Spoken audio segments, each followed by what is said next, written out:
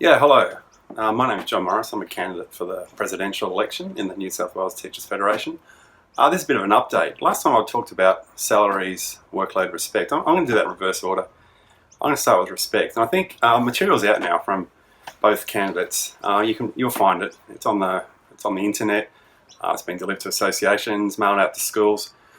In some ways, it's complementary that the issues that we both identified are very similar. But I think it's when you step down one line, I think you start to see things to think about. I want to actually talk in reverse order to last time. Instead of salaries, workload, respect, I want to talk about respect first and say it's how it's related to how we approach salaries. You'll find the wording of Angela Gabriel's statement. It talks about top-down compliance. But you know the word that's missing? The word that is missing is NESA.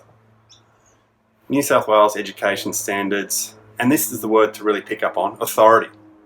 Once upon a time it was the Board of Studies. Teachers were represented there. That was great. We then had the Institute of Teachers. Now I think the Institute of Teachers itself, when it emerged, was problematic. I was on the Institute of Teachers Council at the time, but I think we can live with it. It's a database, you pay $100, it's registration, we can probably live with that.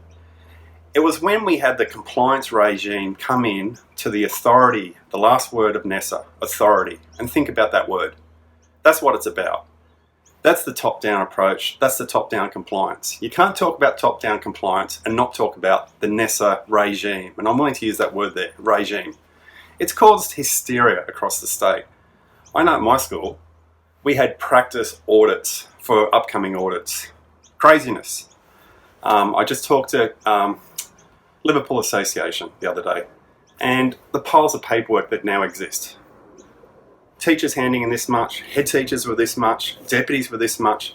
It's madness. It's got nothing to do with student outcomes.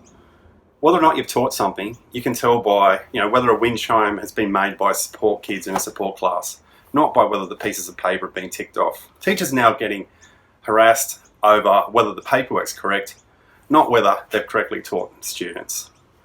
This is the top-down approach that we need to deal with, and we need to say where it's coming from. It's coming from the authority nature of NESA, driving through in the DET, the School Excellence Framework, for instance. You take a look at the workload survey people did 2 years ago. The two words that keep popping up there are NESA and School Excellence. They're the things people recognise as causing the problems, the stress and the workload. Coming back to salaries and workload again, well, I've mentioned workload several times, but coming back to salaries, I don't think we're going to knock off this top-down agenda without actually acting in a unified, collective way. Being more professional, ticking off the boxes all the better, 4:30 on a Friday afternoon isn't going to do it. We need to be at midday outside Parliament House, in the streets, campaigning to bust open the 2.5% pay cap. It's going to be collective action that's going to do it, not individually, supposedly, more professionally filling in more forms. That's not going to do it. So it's really welcome this week to see that the school support staff have busted pay gender difference.